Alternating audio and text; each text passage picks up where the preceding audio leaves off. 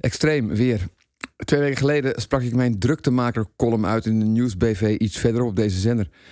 Dat doe ik elke week en als ik de 3,5 minuut tempotekst zonder enige verspreking achter de rug heb, weet ik wat er aansluitend gebeurt. Heel veel mensen vinden wat van wat ik vind en sommige van hen, velen, gaan me dat op hoge toon toetwitteren. Deels omdat ik bij de NPO werk en dus ongetwijfeld en net zo onterecht in het salaris-echelon van M. van Nieuwkerk zal zitten. Deels omdat ik wel links zal zijn. Deels omdat ik dat dan weer combineer met bepaalde opvallende uiterlijke kenmerken. En deels omdat mensen heel vaak het gevoel hebben dat ik ze persoonlijk toespreek, ze oproep tot verandering, ze iets verwijt. Ik geloof zelf dat ik meer mijn beeld geef van de werkelijkheid, politieke ontwikkelingen en of kleine ergernissen op een manier die de luisteraar, terwijl hij zijn broodje wegpropt, tot nadenken kan brengen en zij ook.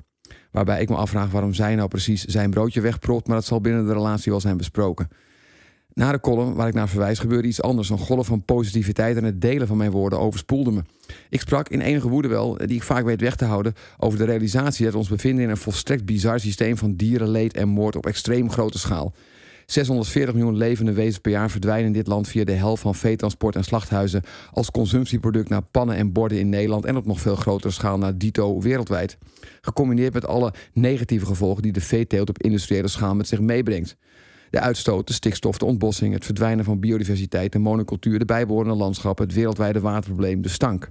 En dan heb ik bewust de woede van de agrariërs en de manieren waarop ze die uiten niet genoemd. Ze zijn woedend, denk ik, en dat begrijp ik, omdat iets wat ze altijd gedaan hebben, beesten fokken, beesten voederen, beesten slachten en dan verkopen, ze volstrekt uit de hand gelopen en boven het hoofd is gegroeid.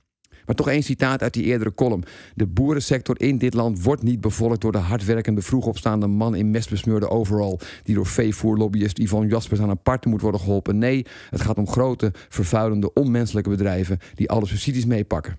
Dat model, een verdienmodel ten koste van leefbaarheid, menselijkheid. Ja, ik kan er als mens niet mee leven terwijl ons het recht op massamoord op levende wezens toe-eigenen. Ten koste van landschap, milieu en wellicht overleven op deze planeet. Dat model wordt bedreigd en precies daarom zijn het de grootverdieners in de agrobusiness die demonstraties en boze organisaties ondersteunen. Zoals de sigarettenindustrie altijd is blijven liegen over schadelijke gevolgen van en bewuste verslaving aan roken. Zoals de fossiele industrie miljarden per jaar uitgeeft aan lobby en verwarring zaaien aangaande klimaatverandering en hun rol daarin. En het werkt omdat mensen nou eenmaal liever niet veranderen als alles vooralsnog goed lijkt te gaan. Het enige is, het gaat niet goed. Het laatste boek dat ik het afgelopen jaar las is We Are The Weather van Jonathan Safran Foer. Groot schrijver, denk aan Everything is Illuminated, maar ook een intelligent man die zich zorgen maakt over de aarde, over ons leven en overleven. Eerder schreef hij Eating Animals, omdat hij wilde uitvinden wat zijn toen pasgeboren zoontje zou gaan eten en waar dat vandaan komt. En nu dus dit boek met als ondertitel Saving the Planet Begins at Breakfast. Hij beargumenteert dat we hele grote veranderingen kunnen bewerkstelligen door voor de avondmaaltijd geen dierlijke producten te nuttigen. Geen vlees, geen kaas, geen zuivel, geen eieren. En hij toont op allerlei manieren aan dat er grote veranderingen nodig zijn om het naast de rechtstreekse invloed die wij en ons consumptiepatroon hebben op uitstoot en klimaat er ook stapelende gevolgen zijn.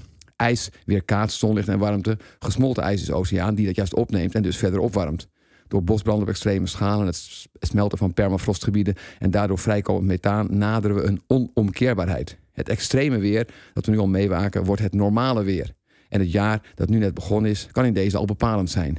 Dit is mijn 75ste column op deze plek en dat is een eer en een vreugd.